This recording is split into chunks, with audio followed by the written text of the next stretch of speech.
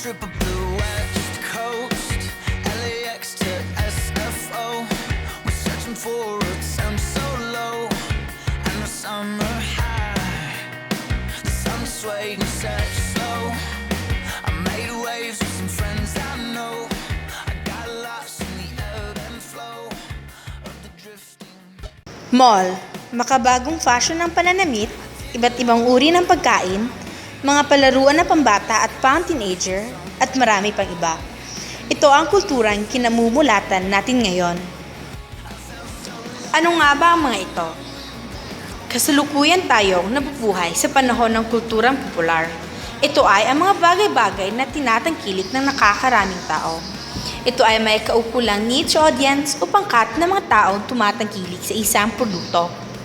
Tunghayan natin ang mga produktong ito ng kulturang popular at kung bakit ito tinatangkilik ng kanilang niche audience.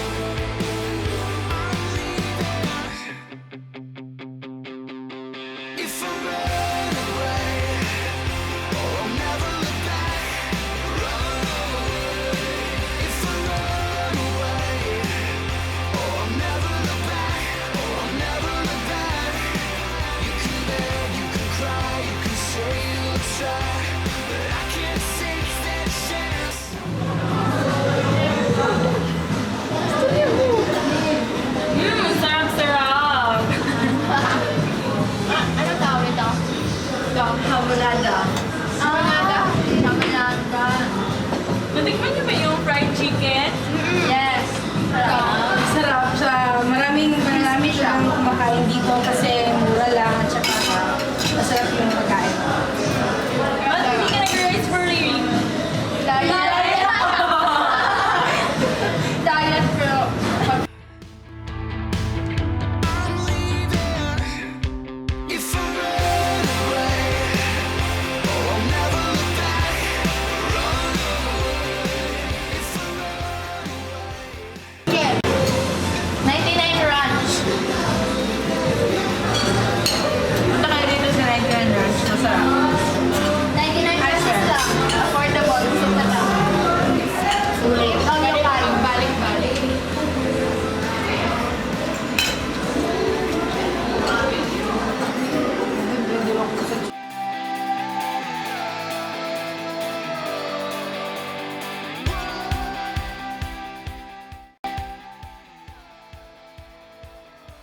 Bakit pinabalik-balikan ang 99 Ranch?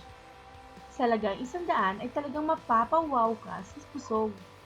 May 7 ulam na inyong pwedeng pagpipilian at may dessert pang kasama. Ilan lamang ito sa inyong matitikman sa 99 Ranch. Hindi pa nga sila gaano kilala pero ito ay binabalik-balikan ng mga tao sa Cagayan de Oro. Maliban sa napakamura, ito ay talagang masasarap ang kanilang mga pagkaing hinahain. Sa iyong pera na 100 ay may sukli ka pang piso na pangdagdag sa iyong pamasahe. If I run away, oh, I'll never look back. Is quite good. They were able to serve variety of food that is attractive so much for the young people. I can't take that chance. If I run away. Barao, kanang bitang kusog deliver. Big R. Rush sa mga 12 to 1. So, unsay kasagaran ni student? Student or sa pagkakaroon mix lang siya. Okay. Kanang napod mo kanang limit sa oras. For example, over 12 to 3, pag-lunch dahil naman siya. They cut off na dahil. 1 siya, 11 to 4, cut off time. And then, dinner. Dinner. So, dahil nasa na siya. 99 rin yan. Bro, din isa ko sa 99 runs sa among Ilukan sa pagkakaroon sikat-sikat na gid siya kay tungod sa barato nami dengan pagidamong sudan nya ang among pong lugar indo na siya dibe sa namay brand sa una sa Bigas Gold sa Corales karon di ba din nami sa Tumasako 8th Street among area tsada na nya among mga pagkaon kami pagyud barato pagyud muna nga daghan customer na mabalik-balik sa mua. Sa uban mga tao na wala maka ani sa Itulukan 99 Ranch ani na mo kay sa inyong Lumintay TV sulit gid kayo barato pa yun. Busog na mo limang mahay kay 7 ka po ang putahe. Naay kutsara, pansit sado, fried chicken, pork panado, pork sisig, beef liver, tas naabagin siya ay dessert na tapioca o butong Bless na ang Diyos.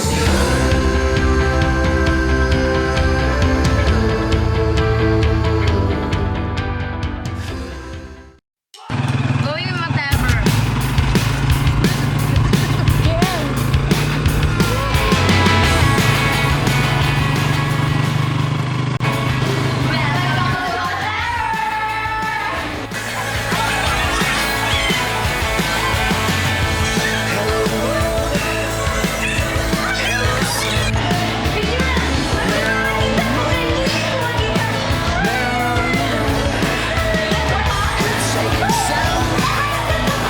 It's moving slow. My whiskey straight, your whiskey cold, and I said hello world. Hello world. Hello world. Hello world. Wherever you come from.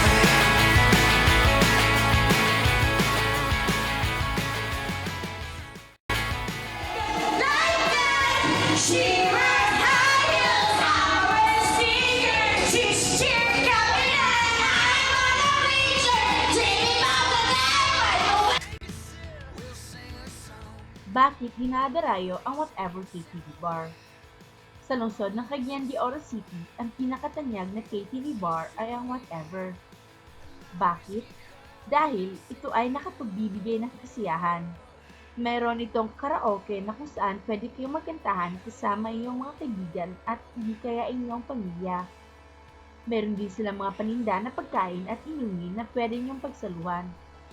Sa isang oras ay nakakalaga lamang ito ng 150 pesos at talagang abot kaya sa ating mga bulsa.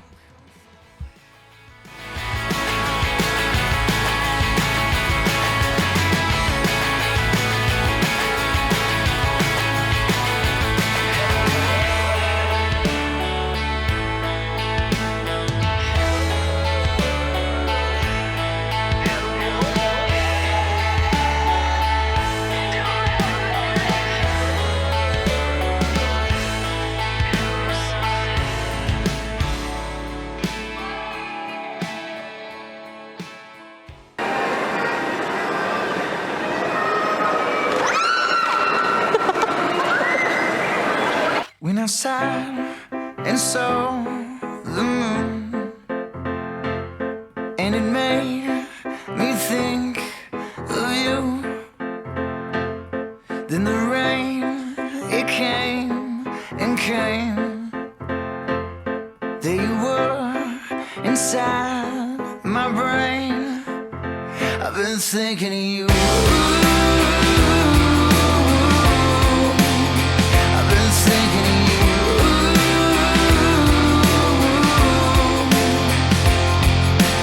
Driving in my car, I heard the radio play their Dylan song. The times they are changing, but you still haven't changed your mind. So I sat and sang along. I was singing along. I've been thinking of you. I've been thinking of you. I've been thinking of you. I've been thinking of you.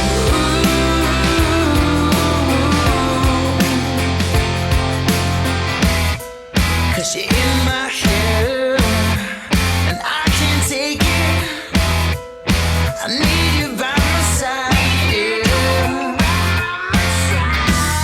So I'll take the 10, and I'll drive till dawn to show you I'm the one.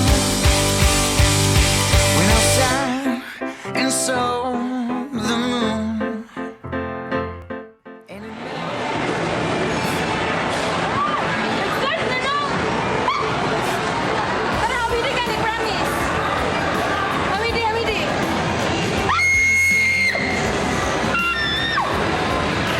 Ay, wait!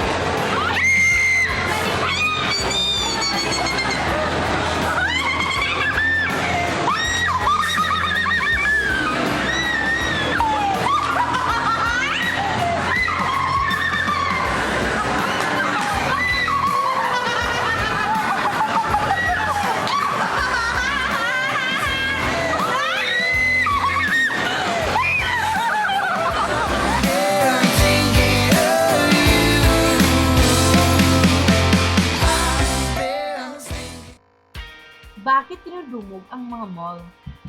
Isa sa pinakadinudumog ng mga tao ay ang Centro Ayala Mall ng Cagayan de Oro City.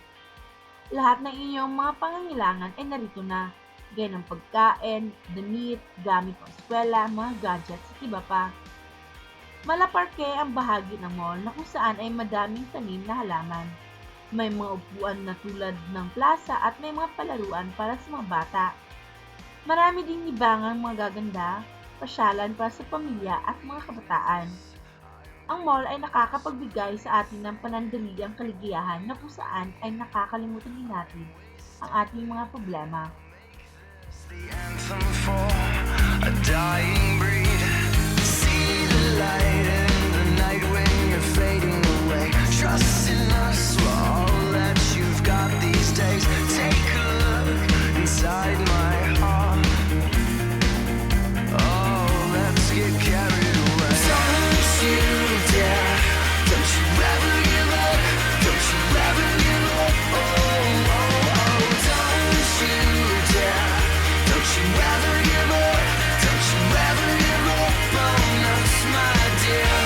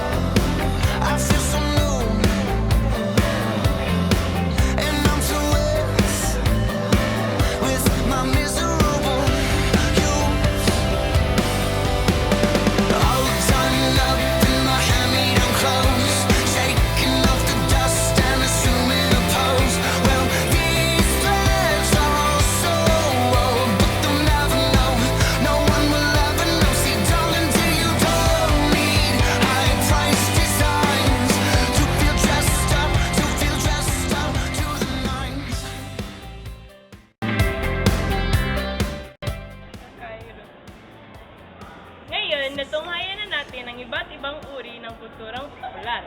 Alamin naman natin ang adbintahe at disadbantahe ng pagtangkilik nito. Una, maraming pagpipilian sa mga gusto natin. Ikalawa, nakakatulong sa ekonomiya ng bansa. Pangatlo, nagbibigay ng hanapbuhay sa mga tao. Pang-apat, nakikilala ang ibang bansa ng dahil sa mga produktong inaangkas mula sa kanila. At panglima, nakakapagbigay ng kasiyahan at nabubuhay ang interes ng isang tao. Pang-anim at pang-pito, nakaka-relax at nakakapagpawala ng stress. Maraming pakinabang lalo na ang mall dahil halos dito mabibili ang lahat ng pangangailangan natin.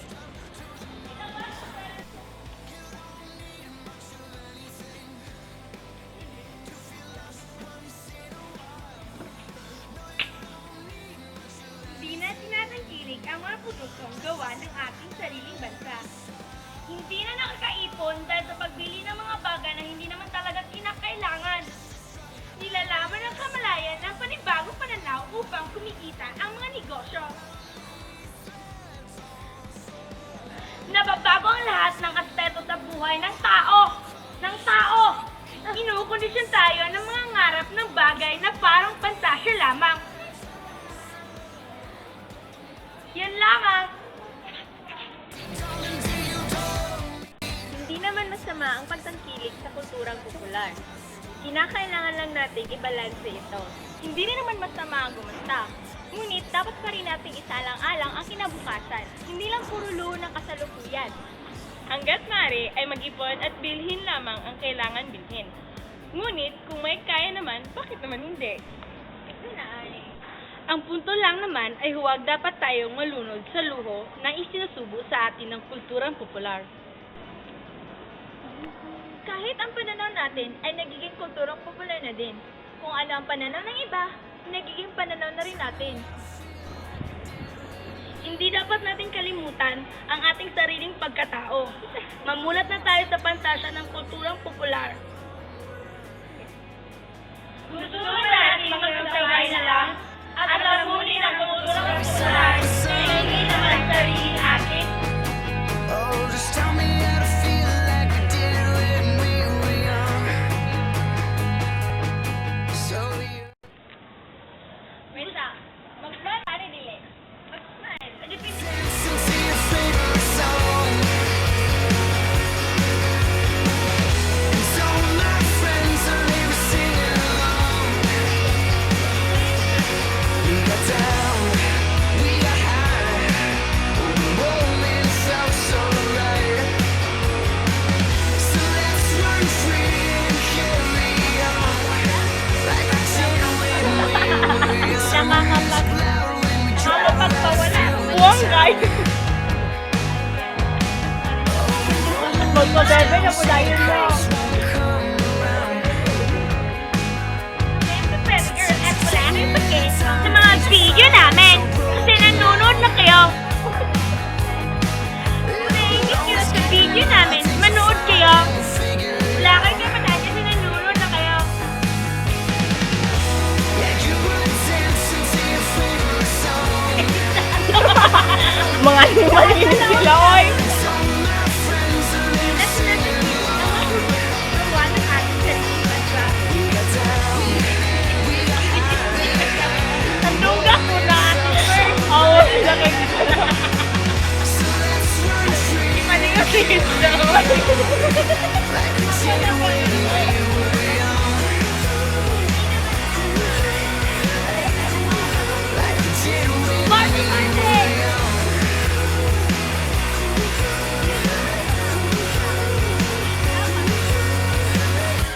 Ang tambok. So mani.